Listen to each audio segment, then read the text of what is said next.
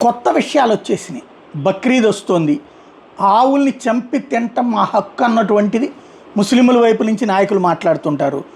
ఆవుల్ని చంపడానికి చట్టం ఒప్పుకోదు అని హిందూ సంఘాలు చెప్తాయి. పోలీసులు చేష్టలుడికి చూస్తారు. హిందూ సంఘాలు రోడ్డెక్కుతారు. బజరంగ్ దళ్ లాంటి వాళ్ళు లేదా గో సంరక్షకులు అడ్డుకునే ప్రయత్నం చేస్తారు. ముస్లింలకు సంబంధించినటువంటి రాడికల్ బ్యాచ్ వచ్చి కొడతారు.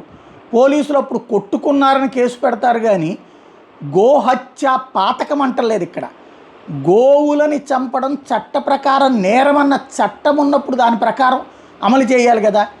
పాలిచ్చే ఆవుల్ని చంపకూడదు.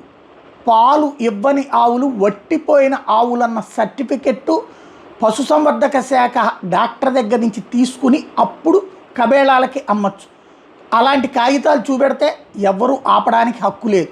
కానీ ఆ కాగితం ఏమీ లేకుండానే తీసుకువెళ్ళటం అంటేనే ఒరిజినల్గా మామూలు చివరికి దూడలతో సహా చంపేస్తుంటారు. నిన్న అత్తాపూర్లో జరిగింది అదే.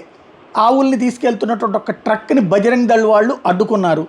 గో సంరక్షకులు సంబంధించిన గో సేవ అంటూ ఇప్పుడు చేస్తున్నటువంటి వాళ్ళు గో పోరాట యోధులు అడ్డుకున్నారు. వెంటనే ఎంఐఎం ఎమ్మెల్యే అక్కడికి వచ్చాడు.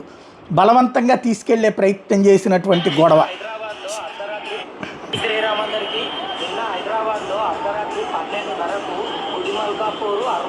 మొత్తం ముస్లింలు గ్యాదర్ అయిపోయారు.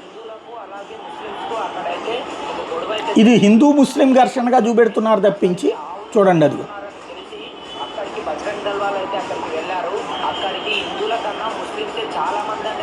మామూలు లారీలాగా సామాన్ తీసుకెళ్లేదిలాగా చూపెడుతూ ఆవుల్ని తీసుకెళ్తున్నారు.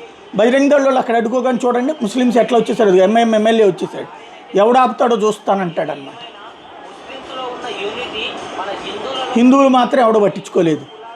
ఆ బజరంగ్ దళ్ వాళ్ళు మాత్రమే, మిగతా వాళ్ళకి ఎవరికి స్పందన లేదు. అది విచిత్రం.